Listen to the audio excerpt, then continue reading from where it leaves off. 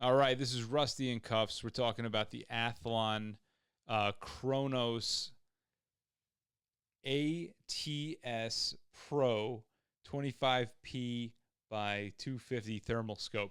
Athlon was good enough to send this out to us. I'm going to say right out of the gate, I love this thing. Might be best bang for your buck with a thermal. Look, we're primarily a police podcast, so that's kind of where our focus is. I mounted this up on an AR. I dragged it out to the range and zeroed it in. It was a lot of fun to shoot. If you're using this for what most people would use a thermal optic for, it is awesome. And it's, again, best bang for your buck you're going to see out there. So if you've got pigs, coyotes, fox, squirrel, whatever the hell, the one thing I would suggest is that you put this on a dedicated rifle for this thermal, just so you're not popping it on and off. That being said, it does have a quick disconnect mount. What do you want to call those things? Yeah, no, it's a quick disconnect mount. It's got a built-in ballistics calculator. It says right on the box, accurate out to 1,400 yards. The great thing about a thermal compared to a night vision optic is day or night, you can see something that you might not be able to make out clearly with the unaided naked eye. We're going to unbox this. We're going to talk about this and then bring up two examples of other things that you might use to observe someone. And these are primarily focused on policing sort of optics on the side, but we're going to talk about this one in particular and the benefits, drawbacks, but how amazing this is for the price you pay, what you get out of the box. Yeah, we're a police podcast. Doesn't mean we don't have shooting interests or other we've got interests. Plenty of other hobbies, right? I mean, a lot of them involve firearms. Yeah. So, if you need this for like a ranch rifle that you're going to be dealing with pigs and other stuff, it's great. It's really a good optic. I've already opened it. We've already played with it, but we'll do an unboxing like YouTube likes, and just show you what's in there, and then we'll get into some B-roll of it out in the wild. Yep. In the wild. Again, we're a podcast, right? So we're gonna review this like a podcast. Yeah. So it's gonna be us yapping, doing our own thing, but we are gonna be talking about this Athlon thermal scope. So before we get into it, this is the first Rusty Cuffs YouTube video. This will be the first YouTube video that we do because primarily we are in the shadows. Yeah, we're like Bane. We've been talking about it for years. Here it is. Ladies and gentlemen, we're doing a YouTube video. So I'm going to just pop this open without... Oh, my God. There we go. So while you're doing that, I've been using this for a couple weeks now. Just life got in the way. I was not able to get it out hunting. We had more time for this review. Look, we owe Athlon the review. We owe Athlon the video for sending us the optic. I would like more time to do a much better review on this, and I'm sure that this optic will show up in future Rusty Cuffs videos. It's actually going to be mounted on a 4570 going down to Texas to hunt pigs in the near future.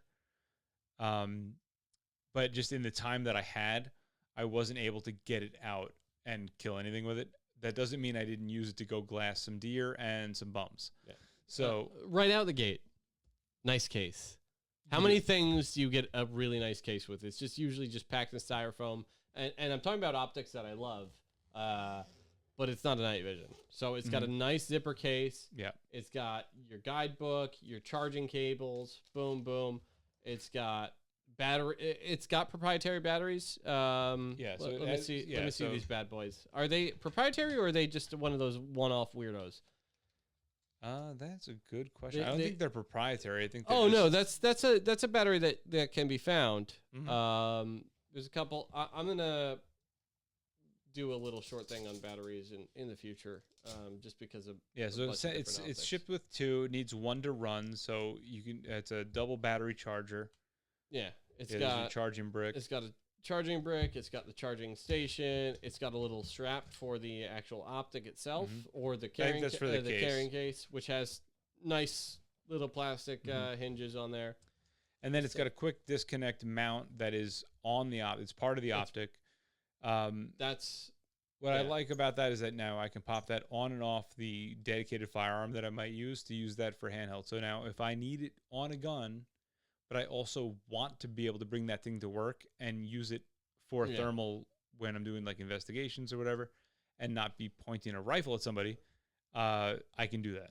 I mean, just a note, you are going to have to re-zero that. It is just like any other scope, but it's got a standard Picatinny rail. Like, so really it's not that much of a headache. Yeah, you got to fire 4, 5, 6 rounds.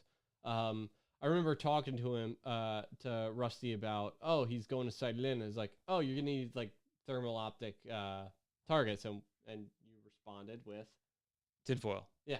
Yeah. So there you go. Yeah, small pieces of tinfoil, whether it be hot or cold, they will look different through the thermal on a regular standard target. So I have, regular cardboard targets, staple gun, a couple pieces of tinfoil up there, and you've got something that will absolutely differentiate temperatures between the cardboard and the aluminum foil. So obviously, if it's hot, it will look hot, and if it is cold, it will be just a black kind of dead spot on the target. So it's got a USB-C charging port. Does this actually connect? Can you live stream through this or record with it? I don't know. You know what? I'll be honest. I haven't used it because it has built-in Wi-Fi. It's got built-in. So I Wi-Fi that to my cell phone. I download Bluetooth or Wi-Fi. It's Wi-Fi. Really? Yeah. Okay. So it's got like 2.4 gigs and 5 gigahertz Wi-Fi. I connect that to my phone. It can record inside the optic. So while it's recording inside the optic, then I can send that to my phone directly, save it on the phone, and then upload it to like my photos or whatever. So you'll see that video as we're going through this review. What I didn't realize today was that I saw somebody post that you can use this kind of like almost as a clip-on, where if you mount it in front of a standard optic. Now, I haven't tried it. I went out with an aim point. Yeah. And again, with a zero magnification optic, looking through thermals, you're looking through thermals, but you're only seeing the dot from your red dot. So yeah, it probably does work with a zero magnification. If you have it mounted ahead of something that's got like a much higher magnification, let's say 2, 3, 4 to 32, whatever, you're looking at a screen. So I can't imagine that it's going to work in front of a high magnification optic. Yeah. That being said, the person who posted the photo of this thing mounted in front of like what would have at least been a 9-power optic, probably more than that, said that it worked. I'm not going to take their word for it. I'm going to have to test it myself. We haven't gotten a chance to do that yet. I never intended on this being a clip-on. Yeah. I only intended on using it as a standalone optic, and it's worked great as a standalone optic. It zooms up to, I think, 9 or I think it's like about 9 power. It's amazing. Yeah. We've already played with it before. Right off the bat, I'm noticing that there's threaded plugs on both sides. I don't know if that's for a rail mount, but it sure looks like it. You might actually be able to do an offset, maybe a 45-degree angle. I haven't seen any red dots mounted on these things yet. Listen, I would think that if you're going to put it on the rail, because it doesn't occupy a ton of rail space. It is actually a small footprint on the rail if you have a far enough setback. I really like this eye cup. It reminds me of the old Soviet rifle scopes, but if you need that really close eye relief, like there's enough cushion there where the recoil isn't gonna really bruise you unless you're shooting like a 45-70. But with a 22, 223, 308, like this is probably a good amount of eye relief. There's it looks like one adjustment here. Is this just that's a zoom adjustment, and then focus on the front. So this is a front focus, and then this is your zoom. And then what's it's a rear focus? Yeah, rear focus, and it's a digital zoom. So it's a little weird because that ring will just kind of spin and spin and spin because it's just the computer working. It's also how you use the internal computer if you want to change from, let's say, white hot, black hot, sepia, iron hot, red hot, green hot. It's got a million different settings, in which we'll go through there. I was glass and deer, and I went through all of the different color settings to see which one popped out the most. Again, I also used it to glass people in an urban setting, which is arguably much more difficult because you've got a lot of other factors. You have a lot more ambient heat around you. Yes, exactly. Than so now in nature, So hunting in the wild. So have you had an opportunity to use this during the daytime or no? Yes. Okay, you have. Yes. And it's slightly it. I don't want to say it washes out because that would make you seem like you can't use it. Yeah. It's just not as good as a cold night. Yeah. Yeah, So, of course. yeah. Of course. Again, with thermal vision, the differences are fine. You're able to tell people from anything else. Obviously, we know it's movement, color, and contrast, right? So in this, you're going to get movement, and you're going to get there. Color. Interesting way with the battery. I didn't expect the battery to pass right through it, but it does because it doesn't actually need a full optic path through here. Exactly. Again, it's a computer. It's a computer. It's a screen at the end, and that's a little tough, but there we go. Yeah, it's just a lock. It's not really a screw.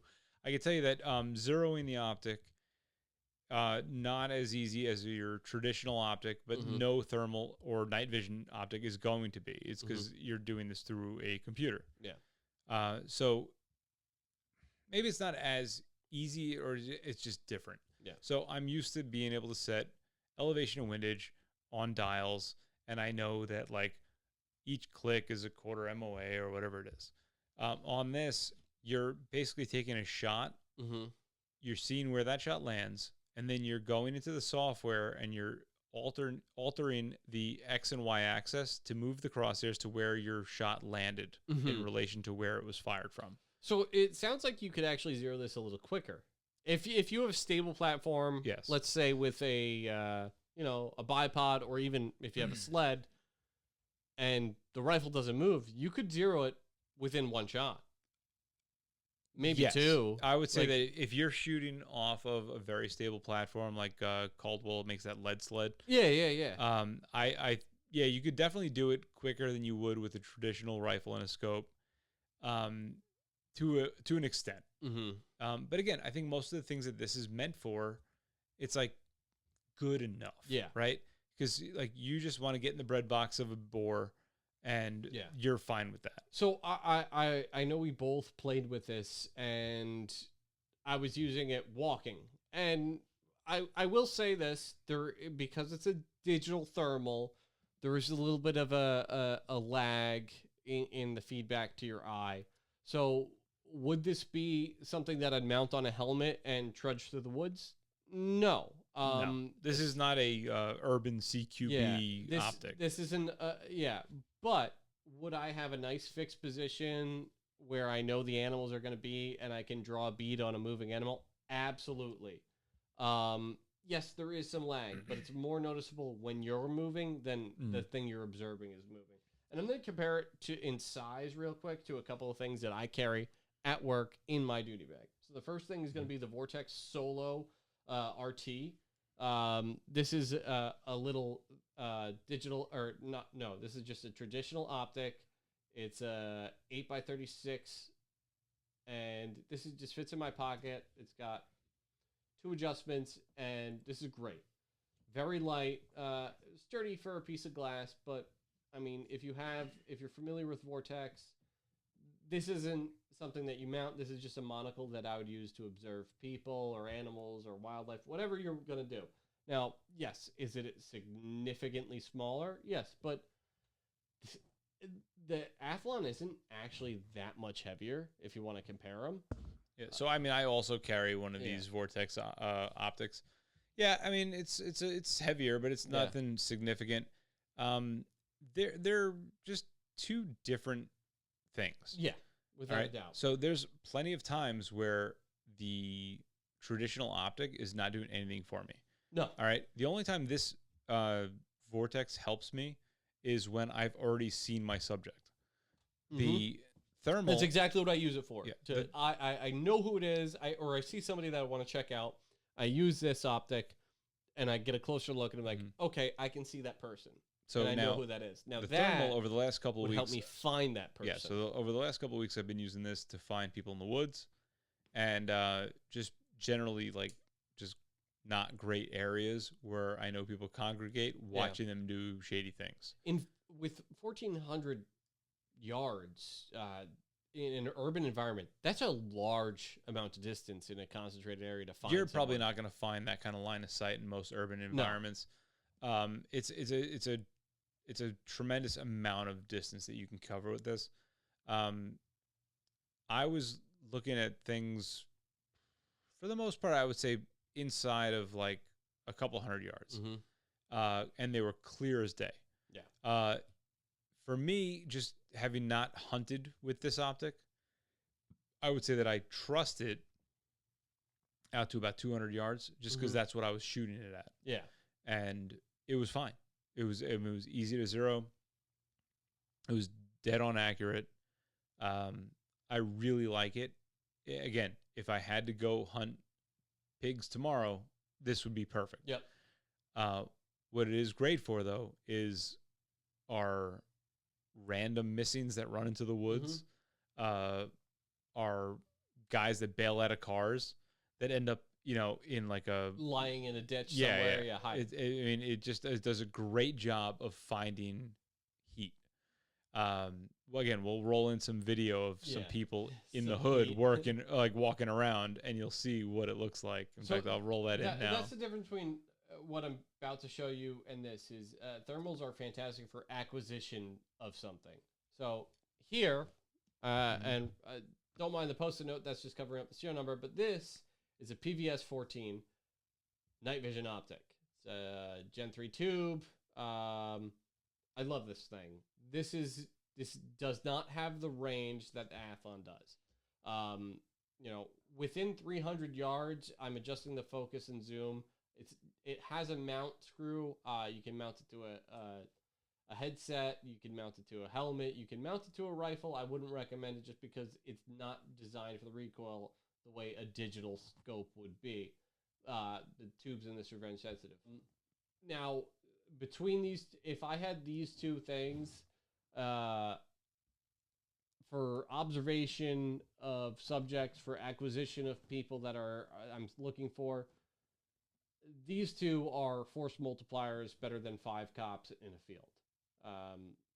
With this, I can verify who it is, or I can get the finer detail within a significantly closer distance. This will get me to what I want to find. Yeah, the thermal is what's going to help you walk your cops or your canines into the direction where the guy is bedded down. If I had to choose between the two, and I spent a lot of money on this was over $2,000, I would choose the Athlon for $500, without a doubt, to start. Oh, I think the retail on that might be double that. It might be $1,000. Yeah. So I would choose this guy over the $2,000 night vision optic. Now, the one thing that another thing that this has different is this just takes simple AA batteries. Now I got to take a closer look at those batteries. I'm sure you can find them, but look at that Costco battery, boom, in there. Night vision and thermals. Now I will tell you that this battery's I don't know what it's rated for, but it lasted me about almost 9 hours. Yeah. So anything like that is going to be intensive on energy use, but for a thermal lasting 9 hours, and you comes with 2 batteries and the USB-C charging and the portable charger, like let's take a look at this guy. It'll have it printed on the side, and I can guarantee you, 18500. That's the battery type. You can order more of these. Yeah. As a standard. It is a standardized battery. You could get a couple of these. I don't think you're going to be using a thermal like this for 9 hours straight. No. Now leaving it on. Yeah. Yeah. Who cares? I mean, it was fine. I left it on in my car. I was turning it on. Actually, last night on the way to a call with, it was a person in a backyard that was kind of fleeing on foot through a wooded area. And guess what? It fucking found him. So you turn it on and you're greeted with an Athlon thermal, and then it opens up and there's a reticle on there. Yeah, now that reticle you can change to multiple different reticles. Yeah. You can also change the color profile from, I think we may have mentioned earlier in the video, but I think you can go from white hot, black hot, red hot, green hot, sepia, iron red. There's a whole bunch of different things. And in different environments, they work differently. Mm-hmm. Last night, I was glassing deer through fog, and I found that the black hot worked the best. So in the instruction book and quick start guide, it has power adapter, blah, blah, blah, blah, blah. But what I really want to talk about is, besides recording, you have the option to change those reticles. And it has a ballistic app where you can enter the windage distance, target angle, the weather. So it's got multiple different ballistic calculator for different calibers. The height of the scope, the twist rate, you can do presets. Yes. So you could save multiple different rifle types in this. Yeah, technically you could take this from rifle to rifle. Yeah, you just now, you would have to re-zero. Yeah, I'm not organized enough to do that. No. And if I was going to use it for probably it's intended for, which is varmint, mm-hmm. I would buy something like a Ruger American Gen 2. Yeah. Which is a very reasonably priced rifle. I would put this on it, and that would just live together forever. Yeah. It's really, I mean, it's multiple languages here, but I'm just blown away at how far technology has come, where an optic like this is not only available but reasonably priced. I mean, yeah, $1,000 for the cost of a decent pistol setup. Yeah, you're getting a thermal optic that is a force multiplier dealing with people, but also if you've got any kind of property where you've got varmints you have to deal with, it's huge. Also, it's a lot of fun. Yeah, as we'll show in a video. We had a ton of fun with this optic. Yeah, if you bring thermals to the bar, oh, you're gonna have a great night. Yeah, or specifically the parking lot outside the bar. Yeah, you're gonna have fun. Yeah. Fantastic optic. We're super thrilled to receive this from Athlon. We're excited to talk about the results after it goes hog hunting, and if the person uses it correctly, we'll be able to record some hog kills with it. Yeah, so I don't know if we mentioned that earlier, but it has a built-in camera, so you can record your hunts inside the optic itself. Mm-hmm. So it will record both audio and video. It's very cool. Again, we'll roll some of that video in now. But it's great. It's like having a little thermal computer on the top of your gun. It's the fact that it's only $1,000 blows me away. Yeah. I'm very impressed, and I want to see more of what Athlon has to offer. Yep. I know Athlon, as far as we're concerned, as far as law enforcement, they are a huge supporter of law enforcement. I know that they sponsor the NYPD long range team, mm-hmm. and various other departments. I'm